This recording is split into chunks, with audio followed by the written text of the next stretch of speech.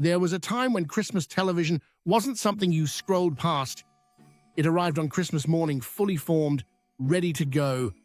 On Christmas Day 1991, BBC One delivered a schedule that felt less like a list of programs and more like a carefully curated companion for the entire day.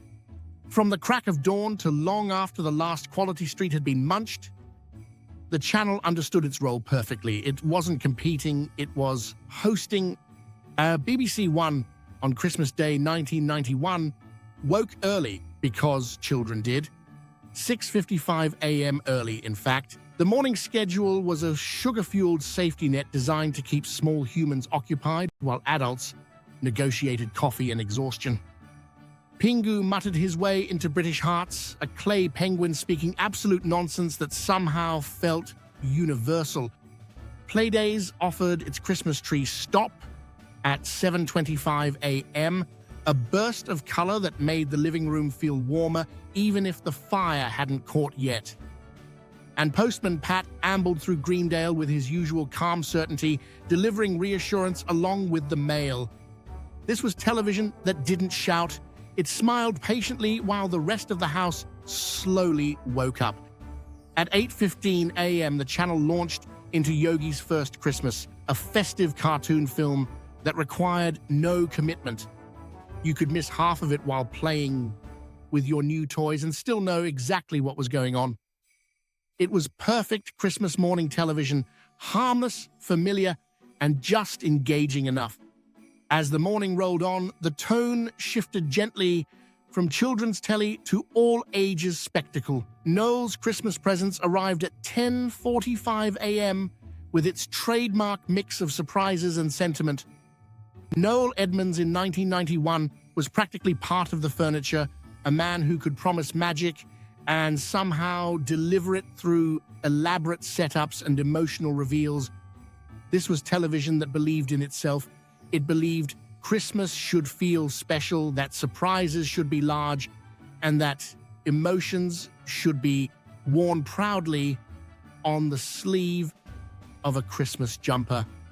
Christmas Day lunchtime on BBC One was all about comfortably looking backward. Hi-dee Hi popped up via Christmas Comedy Cracker, a holiday camp throwback layered with nostalgia upon nostalgia.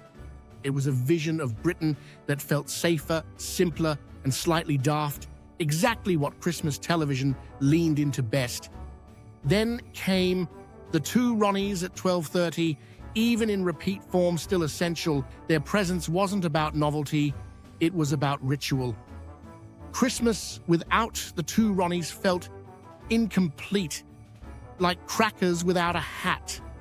Dad's Army followed because, of course it did.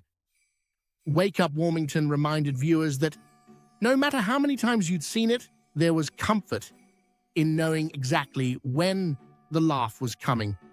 Wartime Britain, delivered gently and affectionately, remained a cornerstone of BBC Christmas scheduling.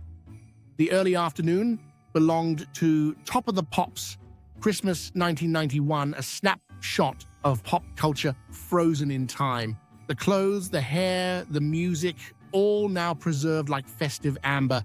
It was the moment younger viewers waited for and older viewers endured with polite interest.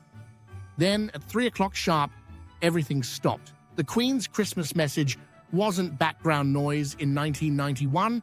It was an event. Conversations paused. Plates were put down. The nation listened. Whether you were deeply engaged or quietly counting the seconds, it was a shared moment that stitched the day together. By tea time, BBC One reached for its strongest cards. Only Fools and Horses was no longer just a sitcom by 1991. It was a national institution. Oh, to Be in England delivered warmth, aspiration, and the familiar sting of Del Boy's optimism, but this time from Miami. It was funny, yes, but it was also tender, a reminder that Christmas episodes were allowed to have heart. Then came Bruce Forsyth's Christmas Generation game, which felt almost legally required. Conveyor belts rattled, prizes piled up, and families shouted answers at the television with great confidence and zero accuracy. Brucey didn't just host the show, he commanded the room. At 6 o'clock, BBC One did something bold. Batman arrived, its UK television premiere bringing Gotham City into homes still smelling faintly of turkey and gravy. Tim Burton's shadowy vision felt daring in a Christmas schedule dominated by comfort. Jack Nicholson's Joker grinned maniacally while Danny Elfman's score crackled through the CRT TV speakers. This was blockbuster television, big, cinematic, and thrilling. Christmas Day had officially entered the modern age. Primetime continued with Birds of a Feather, full of sharp dialogue and unmistakable early 90s energy. Keeping Up appearances followed, with Hyacinth Bucket firmly in her element, turning social anxiety into an art form. Later still, Coming to America offered more indulgent escapism. Eddie Murphy's comedy felt like a treat saved for last, something just for the adults who'd made it through the day. As the night wound down, In Sickness and in Health and The Likely Lads closed things out. The day's televised programs came to an end. The house finally fell silent. BBC One's Christmas Day 1991 schedule didn't chase trends or shout for attention. It trusted its audience. It knew when to comfort, when to excite, and when to step back and let the day breathe. It was a shared experience, one channel guiding millions through the same rhythms at the same time. No streaming choices, no algorithms, one channel and one full Christmas day, a whole country watching together. And honestly, it's hard not to miss that.